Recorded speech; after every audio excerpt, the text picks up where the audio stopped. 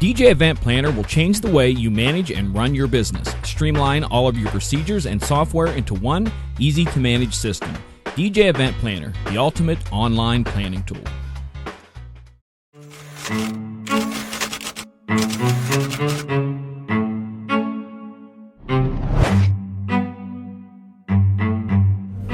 Good evening and welcome to tonight's show from DJNTV, Disc Jockey News TV.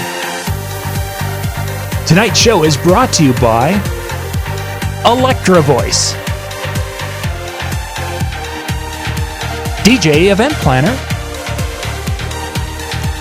DJ Trivia, Odyssey Innovative Designs and Cases, NLFX Professional, Promo Only, and the DJNTV Insiders.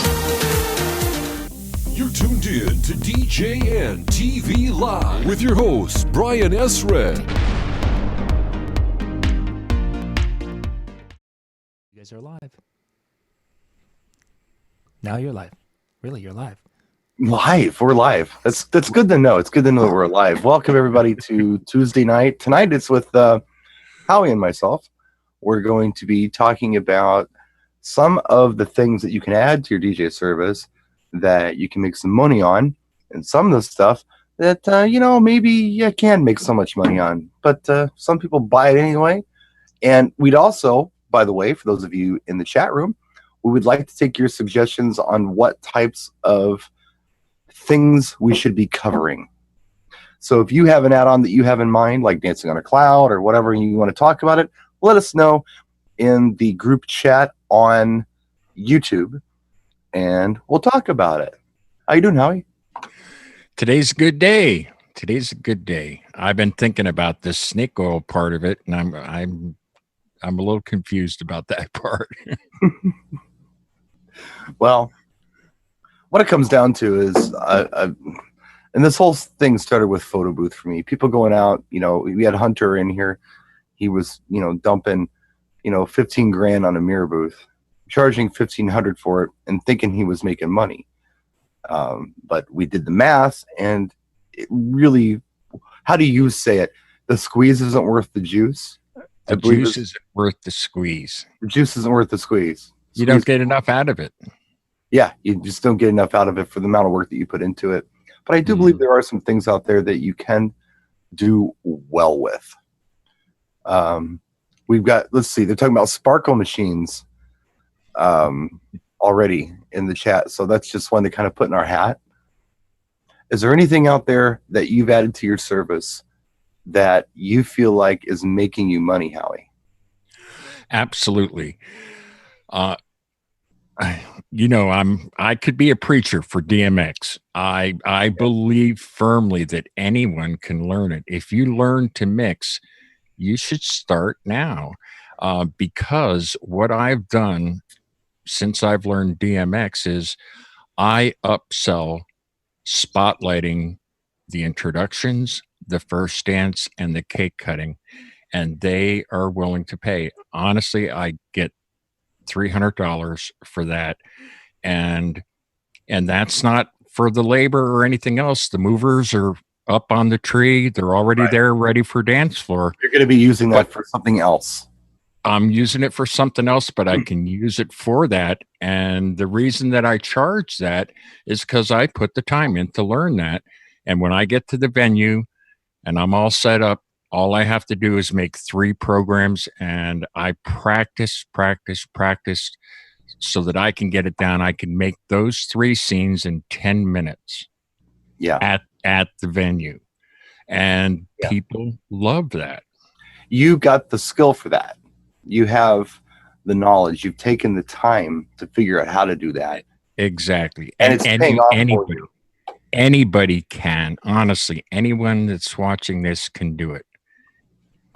Well, I'm not very good at it. I'm just not.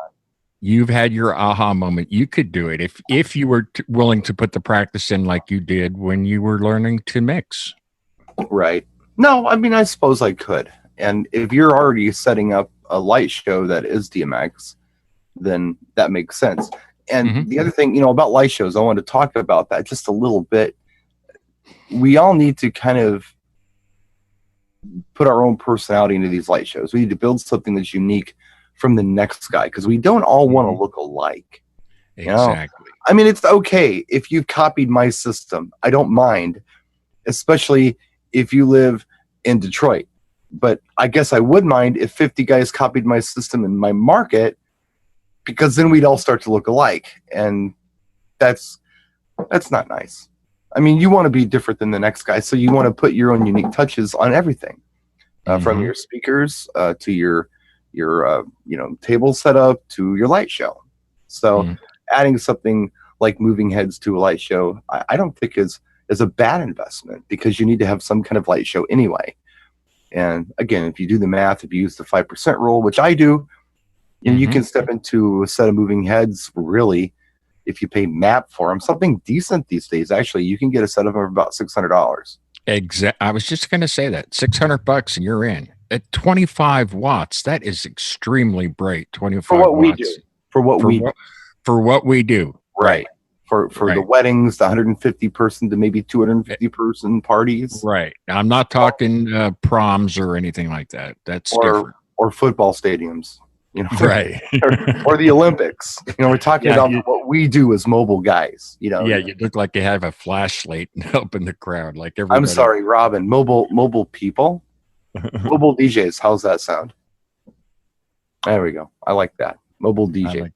Mobile DJ. Try to stay away from gender specific anything. It's almost like one of those things where you record yourself speaking at an event, and when you're doing a grand entrance or whatever, and you find those little things that you say that you shouldn't be saying. I shouldn't be saying guys, because that's gender specific. So I apologize to Robin for that. And the one thing I stumble on, honestly, to this day, but I actually write it down, is we are supposed to say wedding party instead of bridal party.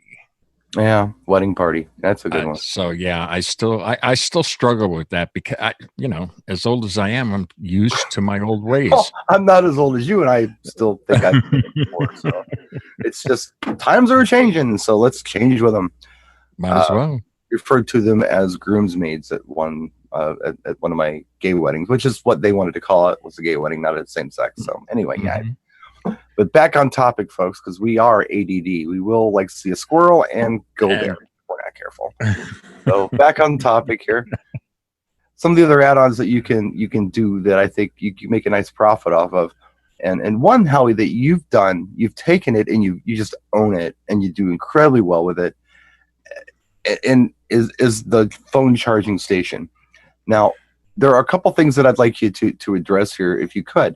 Could you talk about, if you have it in your head, could you talk about what this costs you to put together, how much time it takes you to set it up, and what you feel that the benefits are of this, other than they like it? You know what I mean? I mean, what are you making off this thing? What do you think it's doing for your business? Well, you came up with, and this is what I love about sharing like this, you came up with the concept in one of your videos, and you encourage people to make it their own. I was the first adopter of it, I suppose, because I made it my own.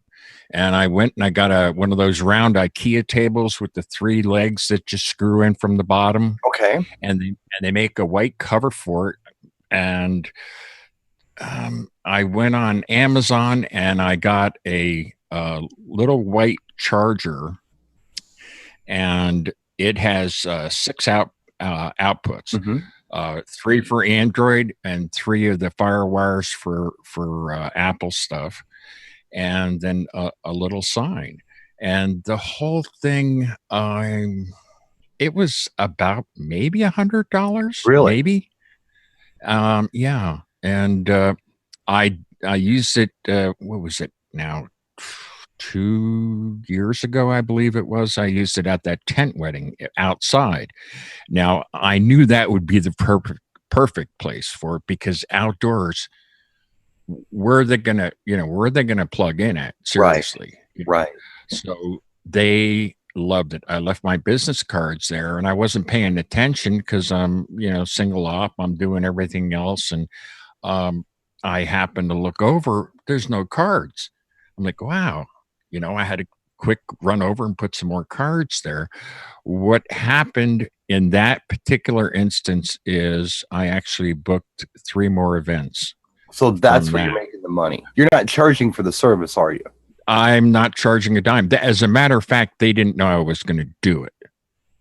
I underpromised in this instance. I said, this is what I'm going to do here. I'm going to have a motion monogram on the tent. I'll uplight. I'll have dance floor lighting, and I'll do your announcements. And they had no idea. This was just cool bonus. Yeah, they were surprised and very thankful. Right. So it's it's almost like it's a marketing tool. I look at it like I still look at it like that. I don't even tell people I'm bringing it. Right.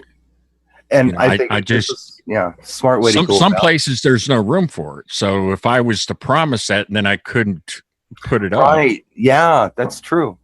Because that happened up in the Poconos when we did that wedding.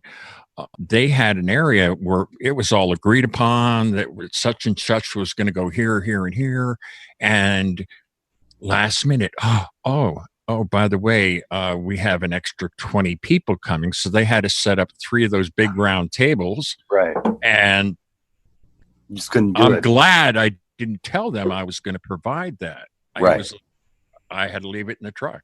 Now, since we're on the subject of the phone charging station, have you found that the 3 and 3 works well? Are you occupying them? Are you ever having people waiting in line for phones at that point? Or no. do you think? No, I don't, because most of these phones, it's typically people that haven't really paid attention and charged on the way or whatever. And then you'll have the heavy users, and they're typically really close friends that are taking a lot of video, and then they realize that their phone's going down. So what they do is they know, because it's also the one that I bought, it was a little bit more pricey, but because it was Firewire and fast charge, they can charge like an iPhone up to 75%. They're good. They know they're going to be good for the rest of the night, and they walk away. So there's no line. I've never had a line. But have you ever had them full? Have you ever had all 6? No, I haven't. No. Okay, so you're probably safe at most events at that 3 and 3. Because I've really don't do any events over 150 anymore. That even the people with money, they're like, I mean, when I was a kid, I was seriously, I was in like 20 weddings parties, and I don't keep in contact with any of those people anymore. Right. So why are people inviting 200-300 people that they're never going to see again, kind of thing, Yep. No, it's the trend, and that's my comfort zone too. 150, 200. If I go over 300 people, it's like, crap. This is more sound reinforcement and more work. So I totally get it. Now, the reason that we're doing the show topic tonight is because when I talked to people at Mobile Beat, what was it, last week, I guess? Yeah, I was just last week. I was there a week ago. Mm-hmm. And people would bring up something that they do. Like, it could be photo booth.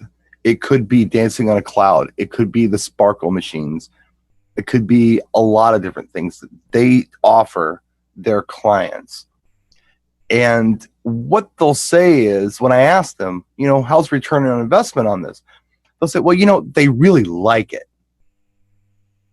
And it got me to thinking, I think my clients would really like it if, when we did the Cupid Shuffle, I flew Cupid in from New Orleans.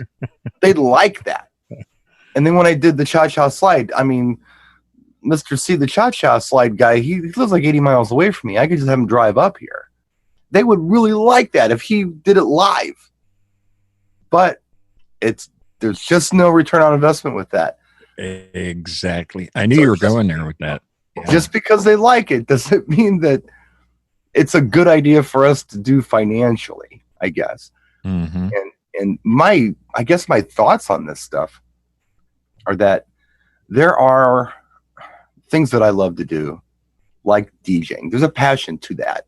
If I wanted to get rich, I would have done something else. But, so I love doing this. Having said that, I must eat. I must live somewhere. And I have dependents. So I can't do it for free. If I'm going to dedicate all my time to it, I have to make some money at it. But, here and there, when it comes to being a DJ, I don't mind throwing a couple bucks at things. A song that I like that maybe nobody else will, I'll pick it up anyway. But when it comes to the add-ons, I have to also ask myself, how passionate am I about photo booth? Or how passionate am I about dancing on a cloud? How much time is this going to take to set up? What are they really going to give me in return for it? And some people may really like it, but how many people are really going to like it or like it enough to pay for it? That's the other thing that you nailed it right there. How many like it enough to pay for it? Right. Because otherwise you're gifting them something. Mm-hmm. And there's nothing wrong with giving. I'm not that way. I give all the time. But was that your intent when you added these services, to just give them away and to absorb that cost? The point of anything that you buy, if you're thinking business about this at all, if you're not just making emotional purchases all the time, is that everything that you buy should make you money somehow. And then you also have to think of something really important, at least for me, if I'm doing something like a Hilton or something that does a big turnaround. Sometimes you have to set up in an hour. And if you've got all these whiz-bang add-ons, right, and they say you have an hour turnaround time, you're screwed. Yeah, you can be. You can absolutely be. And, it's not just the setup. It's the teching at home sometimes. Mm-hmm. Like with photo booth, for instance, how much time are you spending messing with this thing? Setting up, and I was looking at some photo booth software stuff the other night because I've got this other project I'm kind of kicking around a little bit. I'll more on that later. But I was looking at some of them, and all of them just look like so much messing around. You have to log onto this thing. You have to give the event a name. You have to put a date in. You have to do a graphic. You have to do a custom template. It's not a matter of you can. It's a matter of you must. You must do these things. Mm-hmm. Like what? This is time out of my life that I don't want to spend. I spend so much time just putting together a wedding ceremony, let alone reception if I have to do it, or cocktail, or the setups to do that. Now I got to mess around with this. Then your clients are going to look at you like, okay, you spend, let's say conservatively 4 hours doing gig prep for the photo booth at home, that they don't see that. And then they're like, why so much? You're only here for wait a minute, $200 an hour for a photo booth. We're like, wait a minute, there's a lot of expense and prep time. Yeah. And then there's the after thing too, because it's not over after that. Then it's like, oh, well, we're going to get an album. Are we going to get a DVD? Or are we getting this? I mean, it could be more work. It could be. So I have some ideas on that I'll share with you in another time. I'm still cultivating all this stuff. David Wolf, Sound by Wolf, says, dancing on a cloud is the adder that most people in my market haven't seen and want as something special, and pushes them into my premium wedding package, which includes dancing on a cloud. See, David's doing it right. Mm-hmm. He's executing this properly. He's got a thing, and he just says, look, this is just part of what I do. And they go for it. And he's charging a premium. He's able to get his premium, because of that. I'm sure, I don't know David, but I'm thinking that David is probably pretty good DJ. He knows what he's doing. So if our clients could really preview us before we went out there and did what we did, if they really had a really good opportunity to do that, I think some of us would do better than others. I think I'd work every night. I'm not trying to be a jerk, but I think I would. Mm-hmm. I'd be really busy. And I know DJs out there who do really well for themselves. that wouldn't have anything to do because no one would want them anymore.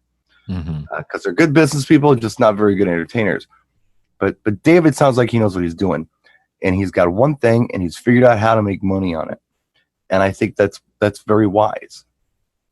David, I'm just curious. I know there's some lag time here, but what did the Dancing on a Cloud setup initially cost you for investment?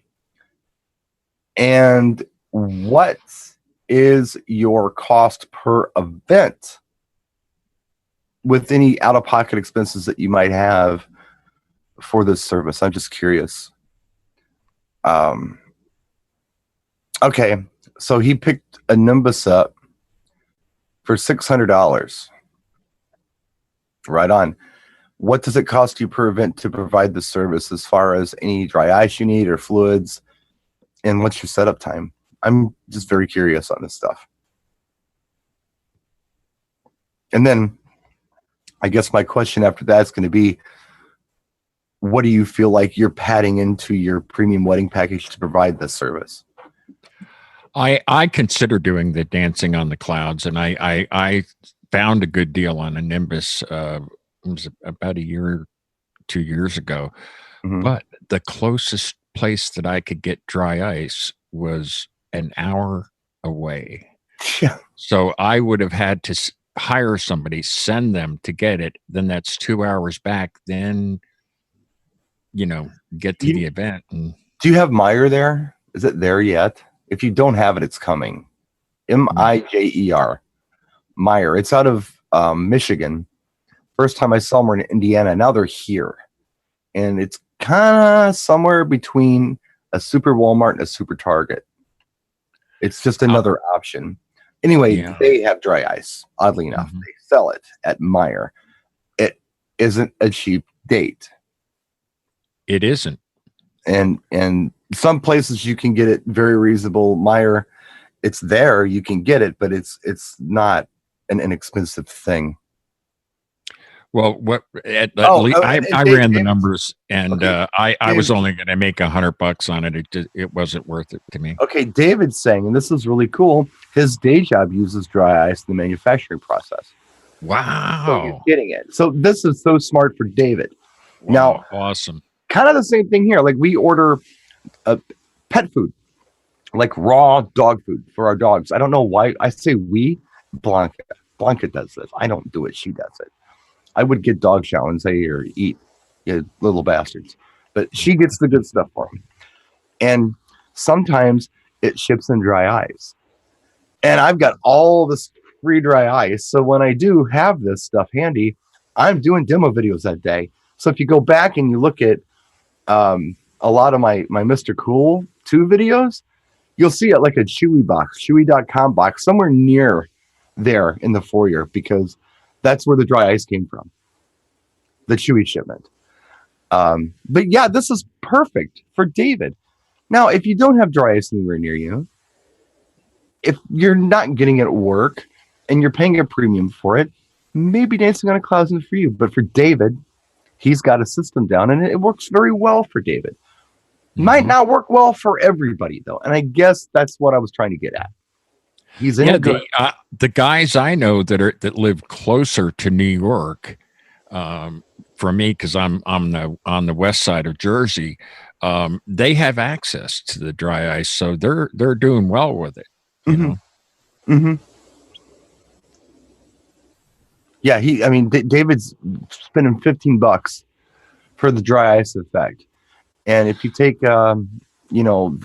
it's not costing him much to bring this out there. So, he might have a total with the rental cost and the fluids. I don't know. I'm just guessing here. He might have, I don't know, $30, $40 invested per event, and, plus the setup time. And if he's making a few $100s on top of that, that's a very good investment for him. Absolutely. That's perfect. Just don't see it working for everybody. And that not every add-on is right for you. This is right for David, and it makes sense for David, but it's not always right for everybody. So. Well, the other thing too with dry ice is they had a chart, and I read the chart about if you need X number of pounds to do a certain effect, you have to buy double the amount if you're going to keep this even in a cooler for 4 hours, which is what I would have had to do, because it just evaporates. So I'm like, holy cow. I mean, this is going to cost me $45 plus what I have to pay a guy to run down and get it for. It just didn't work for me. Now, here's something else David said, and I know this is valid because I've had the same problem with 1400 watt fog machines. He says it's difficult to run a sound system and the Nimbus at the same time. You've got to have the power for it. Mm-hmm. And if that Nimbus, I don't know anything about the Nimbus, but if that Nimbus is anywhere near 1400 watts, yeah, that's an entire 15-20 amp circuit. If I'm not mistaken, the big one has 2 outlets so that you would plug into 2 separate circuits. Ooh. And then you're going to have to find a third circuit for your sound. Yeah. Yeah. For a lot of the venues I do around here, that would be difficult. I mean, I find myself sometimes plugged in with the overhead lights. Yeah. Well, he's even talking about this cleanup involved. Might want to have a mop with you, because you can get condensation on the floor from this stuff, and yeah, so there's stuff involved. He's making his money on this, but he is making something. He's out there and he's making something on this. It's like for one dance. Right. It's not like the whole night. He's got to pull it off for one dance and it's working out for him. And that's great. But, it has 2 heaters. I can usually, run only 30 minutes to preheat. Yeah, but then again, I've got Fog Fury Jet Pros. And they're cool. They're really cool. But I can't run them because I can't even run a pair at home without running off of two breakers. I'd have to unplug the freezer and the heater in the studio and all that just to run them without popping anything. Mm-hmm. So yeah, some add-ons are good. For some people, some add-ons aren't going to work for others. So maybe it's not a one size fits all on this stuff, but I'm glad it's working for David. Yeah. Glad that he's doing well with it.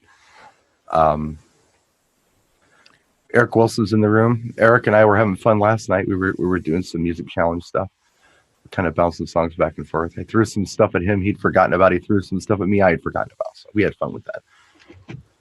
Let's see. What else? How about let's just talk about the most basic add-on that you can do.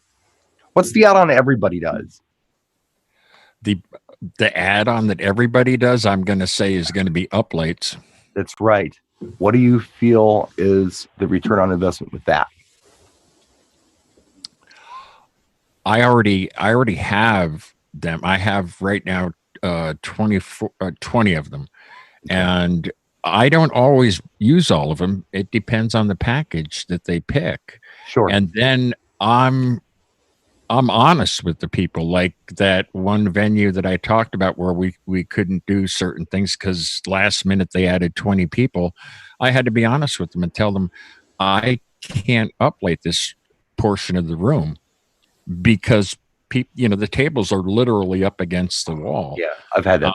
So, but I always at least get for photo ops that one wall where either the sweetheart table is or the wedding, or wedding party. I almost said bridal party. David looks like the guy to talk to for this dry ice thing. He's got it down. This dancing on a cloud. Oh, the stars aligned for him. He works at a place. He's like, boom, put it in the car on the way home. He's golden, right? I have a friend that you know too, Jay Brannon. All right. Oh yeah. Jay has had the same LED RGB fixtures since I think 2008 or 2009. Mm-hmm.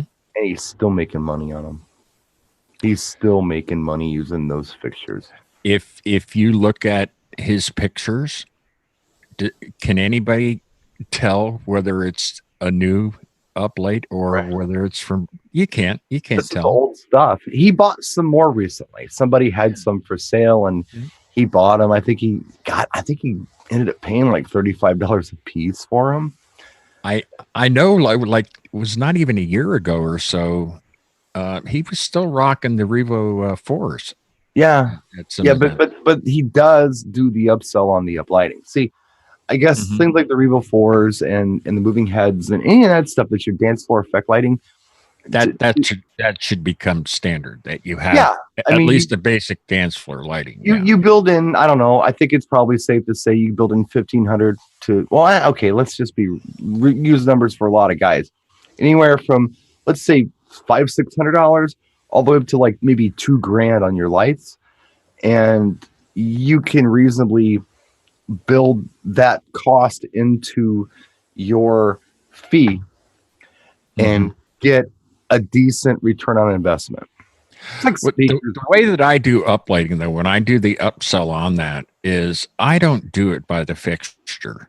It just seems silly to me. I don't like that either. Jay does it by the fixture, but I don't like it. I don't do that. I say I show them pictures of what I've done, and I say I could make this look elegant. I do like you do the architectural features. I can do odd, even colors. I can DMX it so that it dances with the music. I show them all of that and say, this is what I can do. Or you get the basic, your color is red and blue, like behind me. That's what you get. And that's what it looks like all night. And that's your basic package. But if you want extra, then yeah, but not by the fixture. That just seems silly to me. That was an old way to do it. And it's like what they sell the sizzle, not the steak. So there are DJs or I guess I should say event specialists perhaps that will go into a ballroom and say, yeah, I can do 18 uplights for X amount of dollars. And then they take that and divide it by however much they charge, and that's it. So they just stack 18 lights in a room. And I never thought that was why. It's like, why, and I've talked about this so many times, but when it comes to architectural lighting, I feel like you should be either creating focal points, highlighting beautiful architectural detail, or alternately taking attention away from things that don't need attention. Exactly. So I remember I did this one room, and it was one of those places. It was in Menominee Falls, Wisconsin. They offer their uplighting services to all their customers who come in for banquets. And they didn't go with them. They went with me. I don't know why they did, but they did. And I came and I lit the room. And I had, the cake table was lit.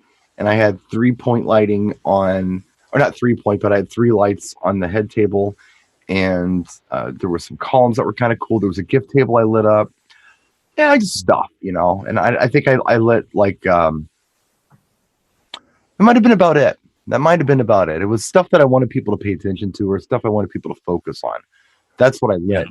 And you make a good point there, because I saw a picture or a video somewhere where someone promised X amount of lights, and so they used them all. Yeah. And they had one on each side of those big double doors that come out of the kitchen. I'm like, why would you put the focus on the wait staff coming in and out of the kitchen, or an exit? Or an exit, leave, everybody. Yeah, or an exit. I was like, a light bulb went off in my head, so to speak, and I thought, this is a place not to light, like you said. Take the focus off of that. To finish my quick story here with this hall that I lit. So I lit up the stuff that I felt like needed to be lit, right? The banquet manager comes in who has severe ADHD and is freaking out because it's not balanced. How come you have nothing in that corner? You have to put something in that corner. I'm like, what's happening in that corner? Well, nothing. Well, then I'm not going to light it. When you're hired to do the lighting design, you do it your way. When I'm hired to do lighting design, I'm going to do it my way. How about that? She didn't like it, and I never got a referral from her for some weird reason. But really, I mean, that's just how I sell it, though. I don't sell it as I'm just stacking lights around a room. Now, interestingly enough, since we're talking about uplighting, I mentioned an exit. I said, well, that's not a good thing to do because you don't want to draw attention to leaving the room, people in the room. But maybe it would be cool to temporarily have some lights there for a grand entrance. if that's where they're coming in. But maybe after they come into the room, you turn those lights off. That's where your DMX comes in. Well, you can unplug things too, Howie. I'm sorry. I had They get these outlets in the wall. You just go. I had to do it. But you could do that. Now, speaking of uplights and the title of the show with the snake oil, I have a snake oil story for you. Okay. Venues saying they have uplighting. You don't need to pay for uplighting. This happened to Jimmy and I down in North Carolina. They had this, I guess, 12-foot ceiling, and then they had this sort of molding that uplights the white portion, and they had LED strip lighting in there. And they told the wedding couple that we have uplighting, and that was not uplighting. All it did was do the ceiling, and luckily I did have. So they passed on that, but I couldn't take it. This, they had a sweetheart table that was against this sheer white curtain and this beautiful, round window, and I'm like, I went out to the truck. I got a couple of uplights, battery powered ones, and I put it there. They didn't pay for that, but it just was the right thing to do. Sure, you had them already. I had them, and they got snake oiled. They didn't have, that place did not have uplighting. Yeah. They called it uplighting, but it wasn't. Right. No, there's so many different little things that I think as DJs we get really excited about when we see them. We think, oh, that's cool. Our client's gonna love it. But again, pay for it. That's another story. I feel like that you're definitely going to get not only you're going to get your return on investment from architectural lighting or having parts, you can use them for so many different things. You can use them to light your dance floor. You can use them to do just a head table, and that might be the difference between, even if you don't charge, I'm going to charge you X amount of dollars to light your head table.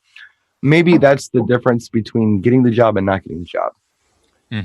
Because you've got these lights that you've owned for years and years and years, and you can just plug them in and set them to a static color and let it go. I mean, maybe that's how it helps you. It's a marketing tool, and it's bought and paid for. And it's not something, like I said, that you can just, if you have a photo booth, the only thing you can do with a photo booth is photo booth. That's all you can do. But if you have an LED par fixture, you can use this as a strobe. You can use it as a dance light. You can use it as an architectural light. You can backlight things with it. You can light yourself up with it. You can do all kinds of stuff. It's really, up to your own imagination. And again, it's this thing I call applied science. Yes. Where we have anything. It doesn't matter what it is. But you come up with ways to use it. You're not inventing anything new. You're just coming up with creative ways to use something. And the LED par, I think, is the most versatile piece of lighting you can buy. If the uplighting thing does not work out for you, use them as your dance lights, or whatever. I use what you would consider uplighting as dance lighting, because at every event I do now, I'm using the Ape Labs Maxis, which are wonderful, and sometimes the bars too, a bar or two usually in every setup. But I'm using the uplighting concept as a dance watch. Right. So it's kind of like a 2-in-1 effect. Yeah, it's uplighting, but it's also dance watch. And I'm not putting these things anywhere away from my dance floor. Typically they're there on the dance floor. They're near the dance floor, and that's becomes the focal point of the night. So what have I done? I've given them this uplighting thing that they like. I've created dance lights, and I did it in one step. I didn't do it in two. So I'm pretty happy about that. I think that's a really good investment for any of you out there, no matter what brand you go with. Yeah, it doesn't matter what brand, but definitely it's my most versatile light, because, there's many situations I get into where I have to use a ceiling bounce, and I have the same lights I use for uplights are up on top of my T-bar, but they're facing up to do a ceiling bounce. Right. And if you've seen any of my videos, you'd be like, wow, the whole dance floor's lit. But and being blinded. Before they even get in the room, I'm going out and I'm sitting in different various seats. I'm standing on the dance floor to see if I'm getting that light in my face, so that I'm not blinding anybody. And, that's just how I do it. And like you said, very, very versatile. That is, you can't go wrong. Yeah. Something that'll do more than what it was intended to do. It's a fantastic investment. I mean, David's chiming in and saying, yeah, truss warming. You can warm truss with them. You can warm your truss table with them. Yep. You can backlight white tablecloths with these things. Mm-hmm. So if you've got like a cake table, for instance, or a phone charging station. I was just going to say that. Whatever you have, you can got a light with some power to it. Now, not every light's going to have that kind of power. Some of those little 5mm diodes aren't going to do it, but usually your tri and quad LEDs are bright enough. You've got some punch. You can put those under that white tablecloth, crank it on, and it makes the tablecloth glow that color. And you can have the color change. You can have the color fade. You can go static color. So, like for instance, with Howie's phone charging station, I don't know what he does, but green is the light when your things are charged. So I might make that green. What I also may do with the Ape Lab stuff that I have is I may just, if it's close enough to the dance floor, I might just make it part of the light show. I might just let it chase with everything else. I on music mode or whatever, Yeah, I vary it. Sometimes it's part of it if it's close to my booth. But most times I want it to be different looking than the uplighting and the booth. So before we wrap the show, because I think we got another 5 or 10 minutes or so here, I do want to talk about some things that I don't feel have a good ROI on them, return on investment, that DJs go ahead and they jump on. I can guess a few that you're going to say. Go ahead. But before I go, Howie, you give us one. Let's go back and forth. What can you think? I'm gonna call out the sparkler because I thought, hey, that's cool, but no, not in Jersey. It's like jumping through hoops. They've actually declared it a pyrotechnic, and you need a pyrotechnician's license, and you need a fire marshal. You need this, you need that. It depends on what township you're in. Yeah. It's a very, very hard way to make money. It really is. As cool as they are, as much as I like them, as much as I use them in my lighting demos, fog machines. Yeah, same thing. It's difficult to use a fog machine in today's venues. We used to have 2 that I was aware of, venues where you could use fog. Now I'm only aware of 1 venue you can use fog and haze. 1. Out of a city, a metro area of 2 million people, I know 1 venue that I don't play at. My friend R plays at it all the time, but I don't play at it, where you can use some kind of atmosphere. And it has nothing to do with, a lot of people will say, oh, what fog machine won't set off smoke alarms? It has nothing to do with the atmosphere that's put in the air. It has to do with the way that the smoke alarms or the fire alarm systems detect air quality. They used to do it like where they would actually kind of almost sniff for the smoke, Oh yeah, I smell smoke. Beep, beep, beep. Now they're actually using lasers. Lasers, yeah. They'll set them off every time, yeah. And the laser detects anything, and it could be like you could pour a bunch of baby powder in your hand and go, and you set the thing off because now the air quality has changed. Not even that they can smell it or detect it. It's just it could really. I mean, it could be a heavy fog that comes into the room, like from outside, and it would set it off. Condensation could set it off. So it has to do with the way they build these smoke alarm systems, and the reason they build them like this is insurance stuff. Yeah, I almost got blamed for that at this one convention center, and they had the laser system there, and I always ask, nope, can't use fog. Okay. But unbeknownst to me, this group of people decided to throw a bunch of confetti up in the air while they were on the dance floor, and they threw it up high enough to interrupt that laser, and the alarm went off. Who did they come to? Me. I'm like, hey, I didn't even bring that stuff. Yeah, don't look at me. Somebody mentioned they really regret buying a big bubble machine, and I guess I can see how if you got a big industrial bubble machine, that could be a drag for you trying to find a customer who's going to pay for that. I have a bubble machine. I believe it costs under $100. I have two of the same ones that you have. Bubbletron Go. Yep. And how much are those? I don't remember. They pay the wired ones are $100. The battery operated with the remote's $200.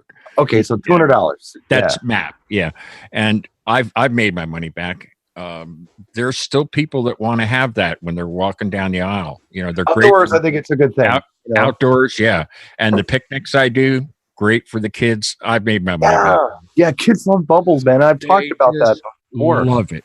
We go crazy at Halloween here at the house. I'll do the fog fury. Just they look awesome. It looks like there's like I don't know, some kind of evil thing happening on the porch, and they're in sync, and there's strobes, and we've got projections on the windows of ghouls and zombies and cemetery out front, and I've got creepy fog, and all the kids could care less, man. Yeah, because there's bubbles. They walk up, bubbles, and people will walk past. Oh, we need a bubble machine too. It's like, yeah, everybody needs a bubble machine. Now, somebody earlier mentioned the flobble or the fobble or whatever the new stuff that Froggies is doing. Mm-hmm. Let me tell you a story about that. And I love the machine. I saw the thing and it just made me smile because it looked fun. Now, to do this, and I've played around with it a little bit. I was messing with it here with my Bubbletron Go and a Mr. Cool too, just trying to put fog in a bubble. They've got to shoot like some serious horsepower at this bubble machine to make big enough bubbles that float with fog in them. They're also spitting a lot of extra bubble juice all over the place. There's a lot of fog that's not going into bubbles. And this is shooting up in the air.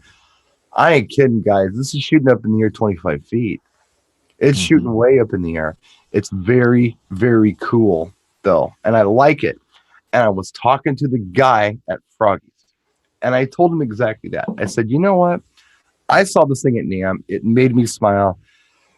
I love it. And I said, I buy one, but I can't think of one practical application for it. And he smiled. He says, I can't either, but it's cool, isn't it? It is. The only thing I could think of is something outdoors, but I don't think outdoors would be a good fit for them. Yeah. It's just, this is almost like where I could see maybe I don't know. Yeah, because the bubbles outdoors are the thing. I mean, I'm thinking like giant prom or something with 1,000 kids and going. But even at that, you're making your dance floor slippery. Right. But if you're outdoors, your fog is going to blow all over the place. You got to have the perfect wind conditions for bubbles. And that's another thing. When we use that thing outside for Halloween, we got to figure out which way the wind's blowing. Yeah. Before we put the bubble machine anywhere, because we've had it before where the bubbles come out and go over to the neighbor's yard. Well, that's not why I put a bubble machine out here to make my neighbor's house look cool. So I have to move it according to where the wind is. And it's it'd be a difficult one to find an application for to justify it. I don't even know how much it is, even if it's $300. And I know it's not. I know it's not $300. But if it was $300, I would have a very hard time finding an application for it. But it's cool. It goes back to what I said earlier. Well, they like it. Well, of course they like it. But they're not going to pay for it, especially if you can't figure out a good way to use it. Right. And believe me, guys, I've got a storage facility full of stuff that I can't figure out how to even justify taking out and setting up because there's just better options. So I don't know. I guess the moral of the story is just be smart about it. Figure out when you're going to make an investment in anything, be it a photo booth or a fobble machine or even your LED pars. Think about your return on investment. Think about, as cool as they are are they cool enough for somebody to pay for them? And If they think are, about your setup time too, because more and more often you're only get an hour turnaround. Not only setup, but prep. Right. Prep as well. Now, I'm a big fan of all of the Ape Lab stuff now because it's stupid easy. Mm-hmm. You can make it really complicated if you want to, but I don't. That would be me. You would. You would find something you could do with this thing that I never asked for. But it does it. You would find it. Now let me just show you something real quick. I've got these lights charging on the floor in a case right behind me right now. See that? Awesome. Now, they're green, which means they are charged. I can unplug them. Okay. Now, it's not a big deal to bring them in from the truck or the trailer or whatever you have and charge them, but you got to do it. Right. At least every 2 events, you need to do it because they're good for about 14 hours. So, 2 7-hour events, you're going to want to put a charge on these things. Mm-hmm. This is something you got to think about. It's not a lot of time. It's not a big deal. But when you take a task like that and you add 17 other tasks to it, you're a busy guy for an afternoon. Mm-hmm. And that's what happens, I think, for a lot of us in the preparation process before any event that we do. So what I want to do is I want to do as few steps as possible, even in the prep process. Mm-hmm. Even if it makes my life easy once I get there. I want my life super easy once I get to an event. But I don't want to kill myself in prep either. So it's got to be easy prep and easy execution on the setup. Those are my rules for stuff. Yeah. And if I can't make it happen, I don't want to do it. Mm-hmm. Because they're going to pay more for me just to DJ their event than they are for anything else. Exactly. Right now, until they come out with tilt-a-whirls for DJ. They got bouncy houses now. The tilt-a-whirl's next. I know what it is. It's coming. Or remember the duck shoot? Yes. You got to shoot the duck. It's going to be like a duck shoot for DJ, and DJs are going to buy it. And their argument's going to be, they like it. All right. You like enough to pay for it? Do it. So, anyway. I think our time's about up, but I don't think our guy is here to shut us down. Yeah, I am. Oh, you are? Oh, yeah. Oh, he's here. Let's put a fork in this one, dude. Do you guys want to do an after party? Anybody in the chat? We'll give him like 30 seconds to respond because of the lag. Because if you do, then John would be willing to offer us up a link where we can do a hangout after the show. You got to give him a second to respond. You got to say something in the comment section, otherwise we're not doing it. It's too much work. See, Chris is already saying thanks. Go away. Chris is out the door. All right. Everybody's saying thank you. Like, nah, we're good. Thanks. Tired of you guys. Yeah, we're done with you guys. I don't know how much. Oh, Jimmy wants to do it. Of course, Jimmy does. Yeah, Jimmy's all excited. Yeah, he wants to I think Chris wants to do it. He's taking off. Aleem wants. I'd love to have Aleem in the room. Let's do it. I want to talk to Aleem. He's a really good guy. Okay. He's up in Bremen, Germany. Yeah, let's go ahead. Eric will pop in and listen. Okay. Let's do a link. How are you going to do that, John? You going to pop it into the chat? As soon as I hit to end the live stream, then I'll drop them in the chat. All right. So thanks for watching, guys. I hope you got something out of the show. Hope we stayed on track. I hope we weren't distracted squirrels the whole time. So we'll see you next week. Thanks.